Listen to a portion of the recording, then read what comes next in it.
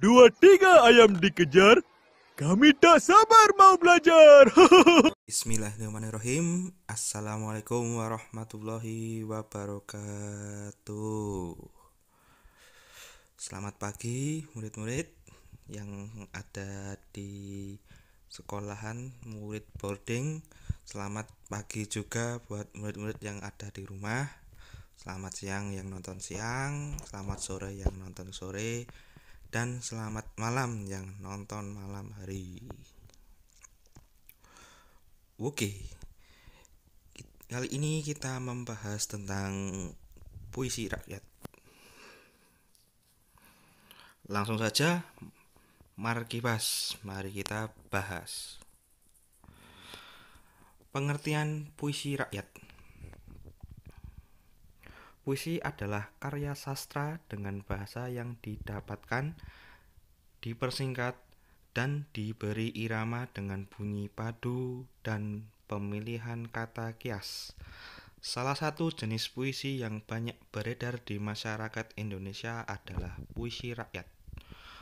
Puisi rakyat merupakan kesusastraan rakyat warisan nenek moyang yang memiliki nilai-nilai dan perkembangan dalam kehidupan masyarakat. Puisi ini merupakan jenis puisi lama, sehingga terikat dengan struktur dan ciri baik dalam panjang dan pendek suku kata, lemah tekanan suara, maupun rima serta isi. Dalam puisi rakyat ini ada beberapa ciri khusus yang membedakan dengan puisi lainnya pada umumnya, yaitu merupakan puisi rakyat yang tak dikenal nama pengarangnya, penyampaiannya lewat mulut ke mulut, jadi merupakan sastra lisan, dan sangat terikat oleh aturan-aturan seperti jumlah setiap bait, jumlah suku kata maupun rima. Macam-macam puisi rakyat. 1. Pantun. Pantun merupakan bentuk puisi Indonesia atau Melayu yang terdiri atas sampiran dan isi. Tiap baitnya biasanya terdiri atas 4 baris bersajak A, B, A, B. Pantun dikenal dengan banyak nama di berbagai daerah. Di dalam bahasa Tagalog, pantun disebut tonton. Dalam bahasa Jawa disebut tuntun. Pantun adalah puisi rakyat yang menghibur pemirsa dengan pernyanyian bunyi bahasa, menyindir atau menegur bahwa sesuatu itu kurang baik secara tidak langsung, atau memberi nasihat secara langsung dan memiliki ciri-ciri sebagai berikut. 1. Tiap bait terdiri atas 4 baris atau larik. 2. Setiap baris memiliki 8 hingga 12 suku kata. 3. Rima akhir setiap baris adalah A, B, A, B. 4. Baris pertama dan kedua merupakan sampiran. 5. Sementara itu, baris ketiga dan keempat merupakan isi. Nah, ini adalah contoh pantun. Pisang emas di bawah belayar, masak sebiji di atas peti. Hutang emas boleh dibayar, hutang budi dibawa mati. Nah, baris pertama dan kedua itu merupakan sampiran atau tidak memiliki arti. Baris ketiga dan keempat isi pantun. Ya, sajaknya bisa dilihat. Yang terakhir sajaknya ABAB, maksudnya bukan huruf A dan huruf B, tetapi harus sama seperti larik 1 berlayar dan larik 3 dibayar, harus berakhiran sama R dan R. Dan sedangkan larik kedua dan baris baris kedua dan keempat baris kedua dan keempat itu berakhiran i, peti dan mati.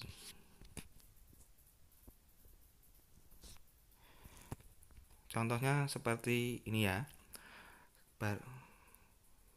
Baris 1 dan 2 merupakan sampiran.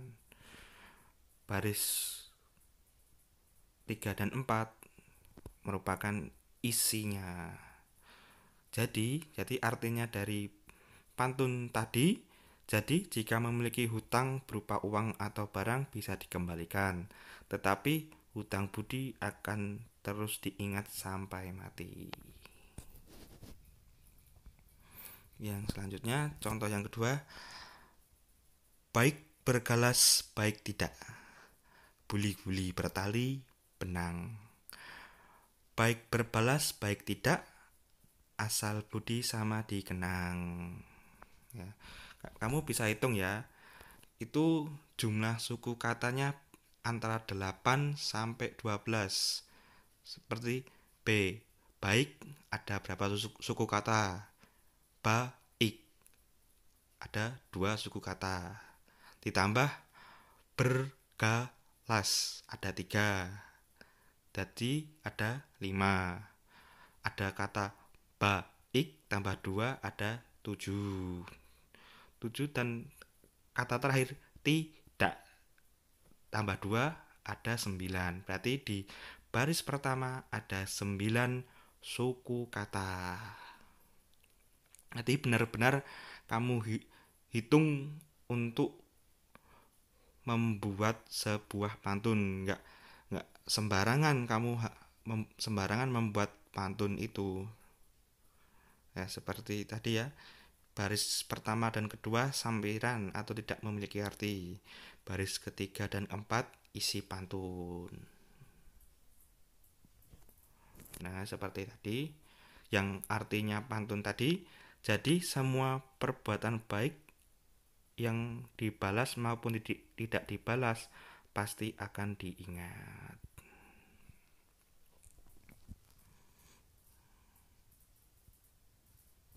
Oke, yang kedua, syair. Kata syair dari bahasa Arab atau syu'ur yang berarti perasaan. Syair umumnya ditulis untuk menceritakan sesuatu sehingga syair memiliki bait yang sangat banyak. Adapun jenis syair yaitu syair agama, syair kiasan, syair romantik, dan syair sejarah. Syair merupakan puisi lama yang berasal dari Persia yang dibawa ke Nusantara sejalan dengan masuknya Islam ke sini. Ciri-ciri syair adalah sebagai berikut. Yang pertama, setiap bait terdiri dari 4 baris. Setiap baris terdiri 8 suku kata. Bersaja a. Semua baris adalah isi. Bahasa yang digunakan biasanya berupa kiasan. Nah, ini contohnya syair. Bapak bacakan ya.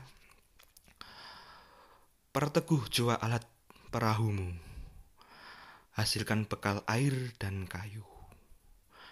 Dayung pengayuh taruh di situ, supaya laju perahumu itu. Wahai anak muda, kenali dirimu. Ialah perahu tamsil hidupmu. Tiadalah berapa lama hidupmu.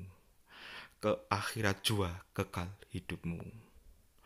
Hai muda Arif Budiman, hasilkan kemudi dengan pedoman. Alat perahumu jua kerjakan. Itulah jalan betuli insan.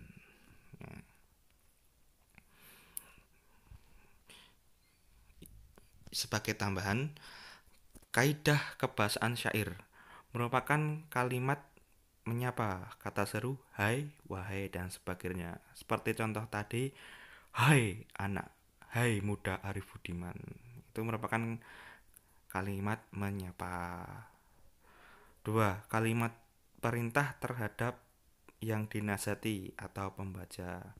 Seperti tadi ya, yang contohnya, wahai anak muda, kendalikan dirimu. Itu contoh nasihati. Jadi anak muda harus kendalikan dirimu, jangan terbawa hawa nafsu. Yang ketiga, memakai kalimat sebab akibat yang akan ditemui jika melakukan apa yang diperintahkan pada larik sebelumnya.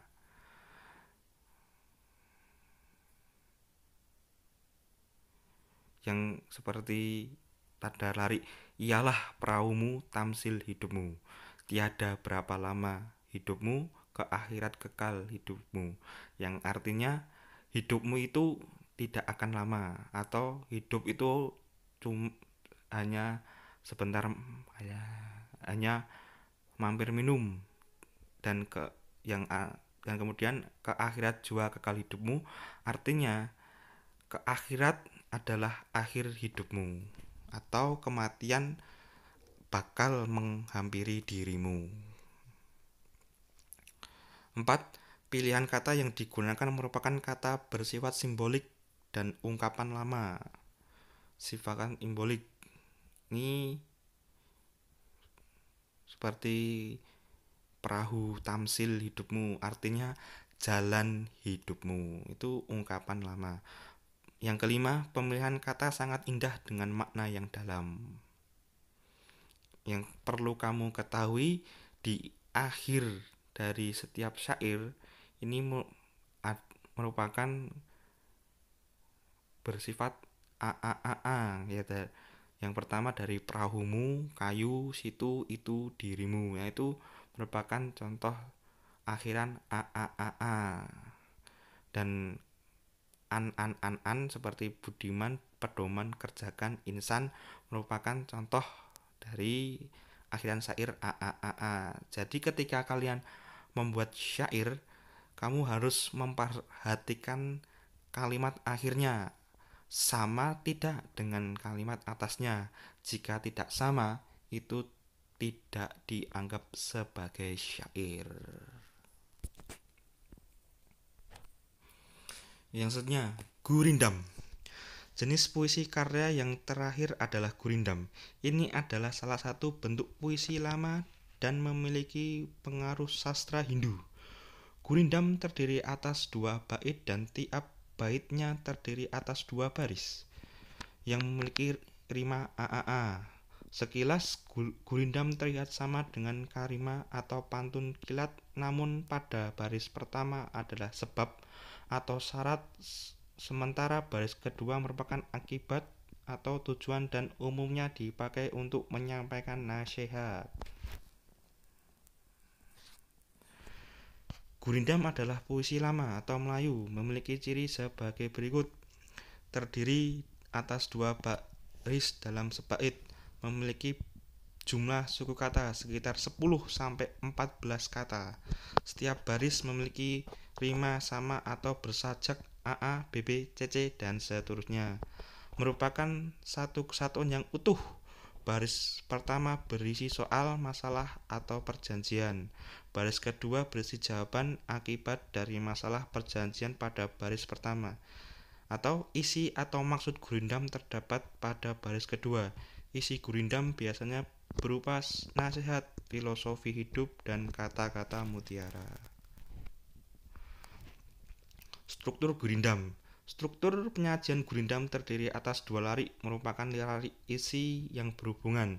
Larik pertama merupakan syarat untuk mendapatkan larik 2 yang merupakan isi, sehingga dapat disimpulkan bahwa struktur gurindam adalah sebagai berikut. 1. Larik syarat. Yang kedua, larik isi. Kebahasaan gurindam. 1. Merupakan menggunakan kalimat dengan pola hubungan syarat. 2. Berisi nasihat yang disampaikan oleh syarat dan dampaknya yang akan diberikan. 3. Setiap pasang larik merupakan kalimat majmuk. Ya, ini ada 2 contoh gurindam. Belajar janganlah ditunda-tunda, karena kamu tidak akan kembali muda. Jika kamu terus menunda, hilanglah sudah kesempatan berharga. Lari syarat berwarna hitam, dan sedangkan yang lari isi berwarna merah. Ya, yang dan ini berakhiran karena tunda muda menunda, yang terakhir berharga. Terdapat ada 10 sampai 14 suku kata. Mari kita hitung. Yang pertama, belajar, ada 3 suku kata. Yang kedua, janganlah, ada 3. Jadi ada 6 suku kata. Ditunda, tunda, ada 5. Berarti 6 tambah 5 jadi 11 suku kata. Jadi seperti pantun tadi ya, kamu harus benar-benar menghitung jumlah suku katanya. Jika kurang atau lebih, itu tidak bisa disebut sebagai pantun atau gurindam. Ya. Belajar janganlah ditunda-tunda merupakan persoalan, dan jawabnya karena kamu tidak akan kembali muda. Itu jawaban dari persoalan dari lari yang pertama. Yang lari selanjutnya, jika kamu terus menunda, sebab hilanglah sudah kesempatan berharga. Itu menjadi akibat dari jika kamu terus menunda-nunda. Sebagai tambahan, menggunakan kalimat dengan pola hubungan syarat seperti lari 1 dengan 2 dan 3 dengan 4. Berarti sangat berhubungan. Lari 1 dan 2 persoalan, dan lari 2 menjadi jawaban. Yang selanjutnya, lari 3 itu menjadi sebab, dan lari 4 menjadi akibat.